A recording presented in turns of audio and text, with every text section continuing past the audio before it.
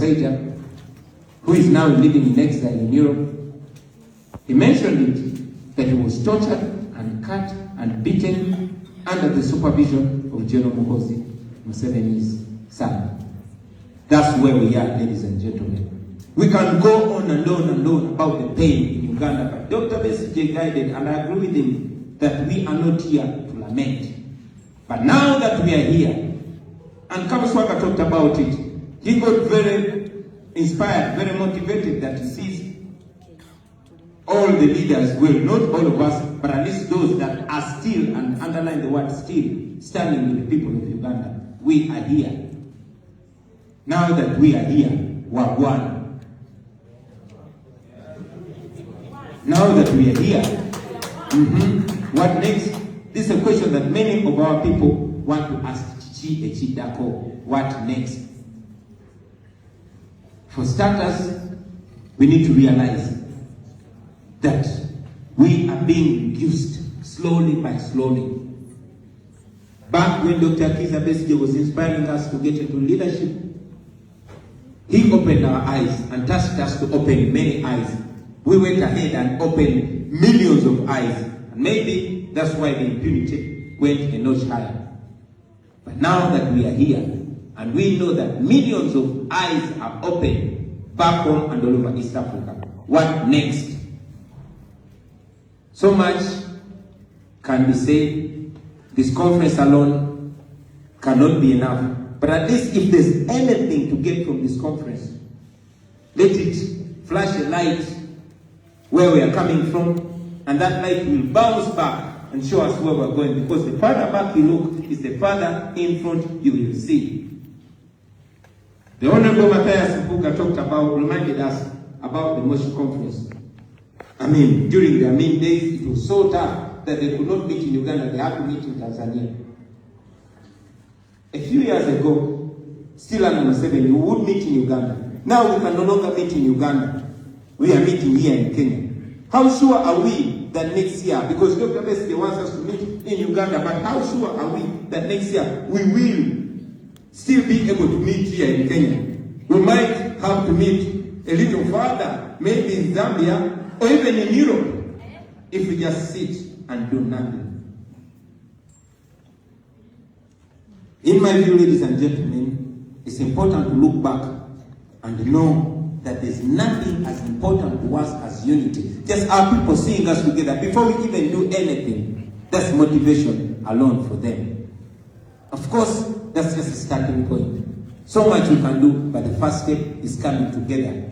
On the 24th up to 26th of March 1979, Ugandans met in Tanzania in the Moshi Conference.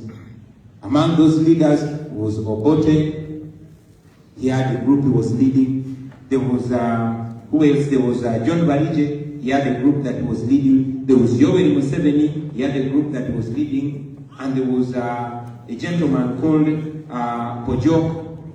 He also had a group that he was leading.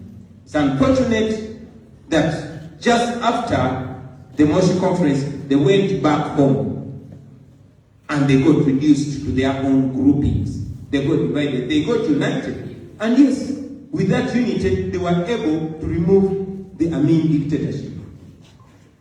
Unity put an end to the Amin regime. But they did not notice that that unity had to go even a little bit deeper. They went back home, they got divided. Each one retreated to their own small grouping. And that's part of the reason why we are here. I pray that that gives us time, because 43 years later, this is probably one of the lives of the Moshi Conference. But if there's anything to gain from here, it's the unity. So that when we go back home, we don't look at this as another, meet up and taking pictures, and that's the end of it. But let it be the glue that binds us. And let it also be a testament to our Kenyan brothers and sisters that have stood for and with us, to stick together, to not retreat in our small groupings, to not identify ourselves as NUP, as FDC, as JEMA, etc., etc. Because we are living under a dictatorship, friend. I'm speaking, and yet I lead a party. But I'll tell you that realistically, there are no political parties in Uganda. You cannot claim to be a political party when you cannot even organize, when you cannot even carry out party activities. Yes, we find ourselves fighting within the opposition. But a deep thinker will shock you to tell you that you cannot claim to have an opposition in Uganda. There's no opposition and there's no government. There's just one group of oppressors oppressing all of us. Only that the oppressors have proved a little smarter. They are more united than we, the oppressed. They are united in their impunity. So it's important, ladies and gentlemen, that we look at that unity, build on it, and that unity will benefit Ugandans. When we come together, it's for the benefit. These people, these torture survivors that have been here, they are, in my view, a representation of Ugandans. None of these victims was running for any position of office. No, they were supporting us. That's what they faced. And like David Lewis has mentioned it, these are just a few cases that we can show. Otherwise, many of them are even too threatened. They are too scared to even speak out. So now that we are here, ladies and gentlemen, let's capitalize on that unity. Let's build on that unity.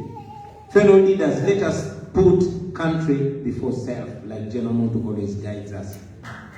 Our country should be bigger than us and the pain of our people. If there's nothing, that should unite us, ladies and gentlemen. As I conclude, I want to ask us to stick to the values and not sell out. I'll say that again. Let us stick to the values and not sell out. Besides using violence, General Museveni buys our people. You've seen leaders that once upon a time respected selling out. So the pain of our people should guide us to know that a lot of sacrifice has been made. And let us just return the favor by standing by those values for which we convinced them to get into that trouble, and they are still standing. Let me ask all of us to major on majors. Our major focus and fight is freedom. We should fight to be free. Otherwise, we will not be different from prisoners that are fighting for who is going to be the one serving both the portion and the porridge. Let us fight and free ourselves from this prison called Uganda and go into a new Uganda where all of us are going to be free and equal before and under the law. To our Kenyan brothers and friends, we thank you. To the Kenyan leaders, and yes, also the citizens, please resist Museveni and Musevenism. I say it again, please Kenyans, refuse and resist Musevenism. You have seen, and we told you, and we are continuing to see. We want to be able to come and say these things from a neighboring country. And this kind of freedom, I mean, Kenya, you are certainly not where you want to be, but you are where many of us dream to reach. Please keep this, guard it and guard it very, very jealously. Because once you lose it, you will spend generations trying to get it. To the media, Kenyan media, please keep shining the light on our plight. While we appreciate the Ugandan media, you'll agree with me that it has largely been silenced. We depend so much on social media, and as you know, Facebook is banned in Uganda. Why? Because General Museveni doesn't like it. So, for the media, please keep highlighting our plight. Show the world what is going on in Uganda. That is helpful, a great deal. Many of us are still alive because of that weapon called the camera. It is very, very powerful.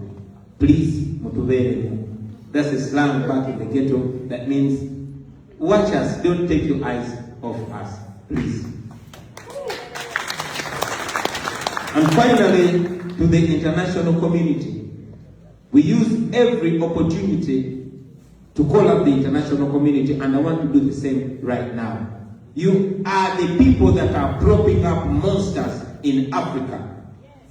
Idi Amin was supported by you majorly until you got tired of him. Mugabe was supported by you until you got tired of him. My question is, haven't you gotten tired of Museveni yet?